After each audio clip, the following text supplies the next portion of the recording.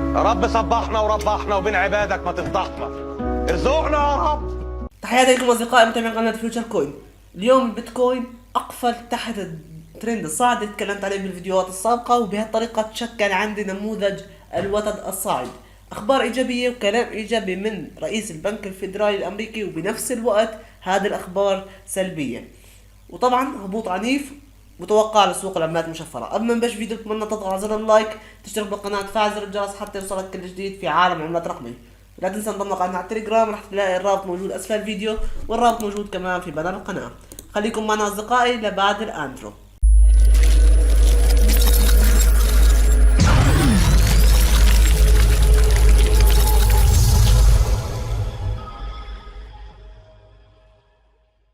طبعا اصدقائي، رئيس البنك الاحتياطي الفيدرالي الامريكي قال سوق العملات المشفرة يحتاج الى التنظيم والتدقيق بشدة. سوق عالي المخاطر، لكن لا نريد خنق الابتكار ولا نريد حرم الامريكيين من تقنية البلوكتشين.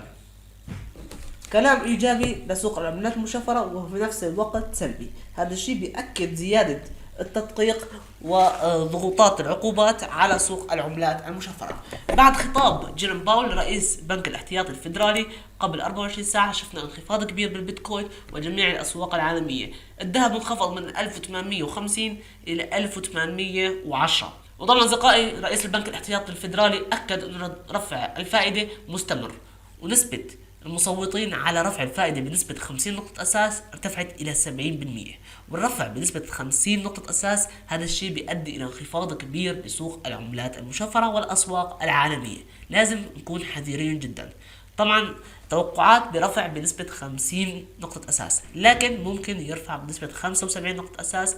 وكمان قال رئيس البنك الاحتياطي الفيدرالي كلمة ممكن تأثر بشكل كبير على الأسواق وتأثر على قرار رفع الفائدة في الأيام القادمة. قال رئيس البنك الاحتياطي الفيدرالي، طبعا أحد الجالسين سأل رئيس البنك الاحتياطي الفيدرالي سؤال مهم جدا، قال له إذا تم رفع الفائدة أكثر من النطاق المسموح ممكن يصير أكثر من 2 مليون أمريكي عاطل عن العمل. لكن جواب الرئيس الأمريكي كان صادم جدا، قال له 2 مليون أمريكي يكونوا عاطلين عن العمل أحسن من الأمريكيين الحاليين عندهم وظائف يخسروا وظائفهم. يعني لحد الآن رئيس البنك الاحتياطي الفيدرالي متمسك بقرار رفع الفائدة. البيتكوين انخفض وكسر منطقة 22,000 دولار، وتنجح عندي نموذج الوتد الصاعد. نموذج الوتد الصاعد أصدقائي نهايته بتشكل عندي موجة هبوط. حاليا هدف على البيتكوين على فريم اليوم هو لمس منطقة 20,500، وممكن نكسر ونوصل لمنطقة 20,000 دولار عند مناطق تواجد موفيج افريج 200. لكن بما انه نحن كسرنا المربع اللي كنا عم نمشي فيه بشكل عرضي لمدة 5 أيام، هذا المربع كان خطير. يا إما بيتم الإغلاق إلى الأعلى وبنرتد إلى مناطق 25,000 دولار، يا إما بنكسره إلى الأسفل وبتأكد عندي سلبية البيتكوين وبينجح نموذج الوتد الصاعد.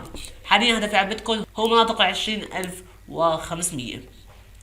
سوق العملات المشفرة أصدقائي، طبعا مثل ما بنعرف إذا بينخفض البيتكوين بنسبة 5%، باقي العملات بتنخفض بنسبة 20 و30%. أنا حاليا بقدر أبتعد عن سوق العملات المشفرة إلى حين وصولها إلى الدعم ال 20,000، ما بين 20,000 دولار إلى 20,500. بهاي المناطق بقدر بدخل صفقات لونج بعملات ذات مشاريع قوية. أهم هاي العملات أصدقائي عملات الذكاء الصناعي اللي تكلمت عليها بالفيديوهات السابقة، مثل عملة أوشيان، GRT وأجيكس. وطبعا أنا كمان بفضل عملة الدايدكس اللي بتعمل ارتفاعات كبيرة في كل مرة بتوصل لدعم 2 دولار. عملة الدايدكس بقدر بستغلها، ممكن تعمل معي 1x إذا وصلت إلى منطقة 4 دولار خلال الأيام القادمة. لكن أولا ما بدخل بصفقات لونج إلا عند وصول إلى منطقة 20,500. أصدقائي، نكون وصلنا لهذا الفيديو، بتمنى الفيديو يكون نال إعجابك. لا تنسى تشترك بالقناة، تفعل زر الجرس، تضغط على اللايك حتى يوصلك كل جديد في عالم العملات الرقمية. مع السلامة، دمتم بخير.